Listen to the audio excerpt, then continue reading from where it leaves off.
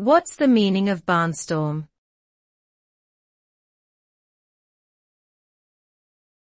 Barnstorm.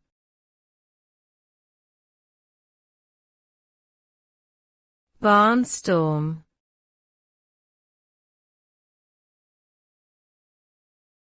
Barnstorm.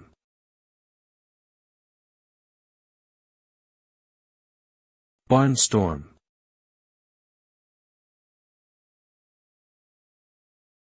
The term barnstorm originally referred to the practice of traveling performers, such as actors or musicians, who would travel from town to town putting on shows in barns or other makeshift venues.